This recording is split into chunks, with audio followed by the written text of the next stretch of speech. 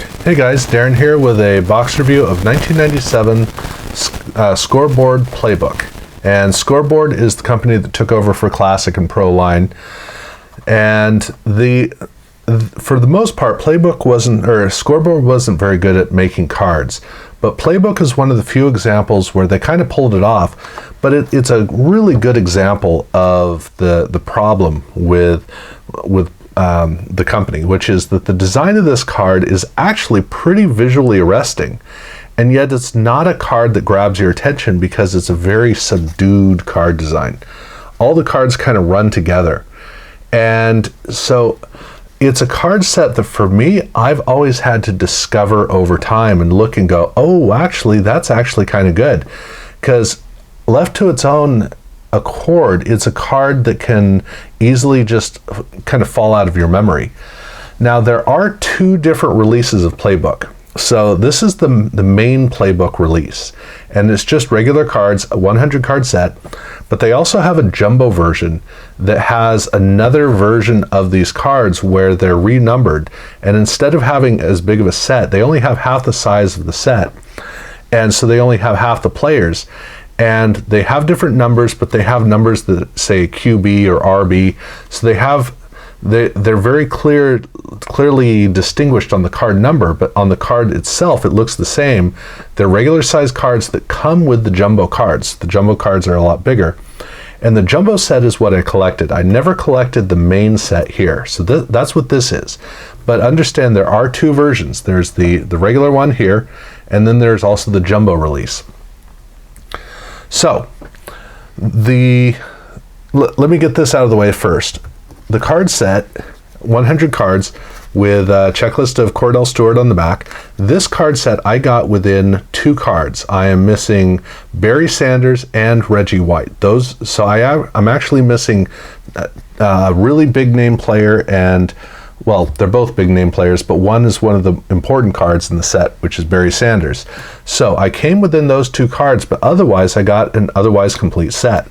So I got Troy Aikman, I got Brett Favre, I got John Elway, Dan Marino, Steve Young, Emmitt Smith, Terrell Davis, Marshall Faulk, and Jerry Rice, along with rookies Curtis Martin as well.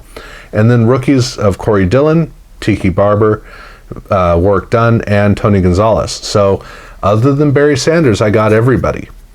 And the rookies are intermixed with the regular cards, with the rest of the cards. So they're only distinguished on the back.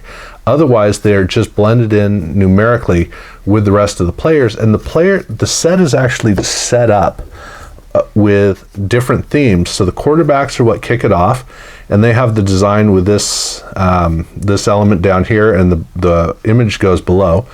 And then you have running backs, and running backs has a different design down here, and it's a blue border element at the bottom. Receivers have a slightly different design here with red at the bottom, and then it closes out with defensive players, which are actually horizontally oriented, and they have an almost full bleed, except they still have the blue band down there. And in the larger versions, they have rookies separated out. So in this case, there are only 4. And so the 4 designs are, let's see here, we got a receiver, we got a running back, and we've got a quarterback. So the 4 designs that we have in this set, and you can see that the backs are all the same, but on the fronts, they have these different designs. This is the way that all the cards in the set are oriented, or are designed. So they come across this way, and they're not evenly distributed. There are less defensive players than any of the other 3 positions. For doubles, I didn't get a lot of doubles, just a small handful. And so the fact that I got within 2 cards of the set, perfectly fine with it. The only cards of note in the doubles I got were Marvin Harrison and Jake Plummer. So that was it for there. But otherwise, really no complaints getting within 2 cards of the set. It'd be nice if I had gotten Barry Sanders, but that's okay. But they did have a couple of insert sets. They had autographs. I did not get one, but they did have a mirror image card. This is a mirrored surface, and it's not a big set, but it's just individual players. So Troy Aikman stands alone on his card. They didn't do it where they were contrasted. And looking at the odds here, let's see. Autograph cards are 1 in 192, so that's a lot of boxes. It's about one, probably not even one per case. And Title Quest cards are, it says it's the same, 1 in 92. I thought that's what this was. Oh, is that lead in? No. Well, that's weird. Okay, well, no. Title Quest card and then Title Quest card TG1 through TG2. Ah, okay. So, well, according to this, the Terrell Davis card here is supposed to be 1 in 192. I have no idea why it would say that. This is something I got to look up. Okay, well, this is weird. Yeah, I'll look into that, and when I do the video, I'll probably know more about it. But yeah, so this card here is 1 in 32 packs, which is, this is 24 packs, so you're not a guarantee you're going to get one of these. 1 in 192, you're definitely no likelihood of getting this. That has really thrown me off. I am really curious. I can't wait to find out what the deal is with that. All right, moving on. Mirror image cards. So the Aikman here, this is 1 per box. And then the, tough to read here, the franchise player cards are 1 in 6. So there should be 4, and there are 4. Okay, so there we go. And the Title Quest, or the franchise player cards, are horizontal cards that are like a ticket, and these are really cool. I love the way these cards look. 1 per team, and Barry Sanders here, this is where I got Barry Sanders.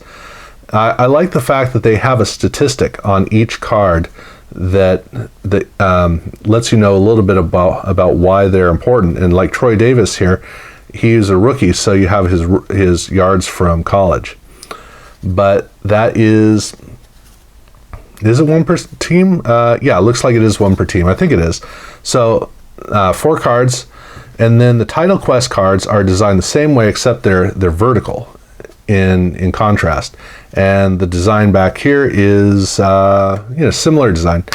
So yeah, sorry, I'm still thrown off by the Terrell Davis 1 in every 1 in every 8 boxes is what they're saying this is. So that's how rare this is. Yeah, really cool to get that if that's the case. So I think that's all there is to say about it. It's not that exciting of an undertaking, but I do have to say that the cards do look really nice. I feel like I've got to take some time to give them the attention that they need in order to look good, but the overall for Scoreboard, this is like an amazing set for Scoreboard. That's kind of the way that I'll put it. And they don't even have any phone cards. How in the world could Scoreboard do something without phone cards? I don't know, but thank goodness they did it, because I think it's otherwise kind of a success. It is kind of depleted, not a lot that you get from the box, but it's a fun little corner of the 90s. I'll leave it at that. So yeah, thank you guys for watching.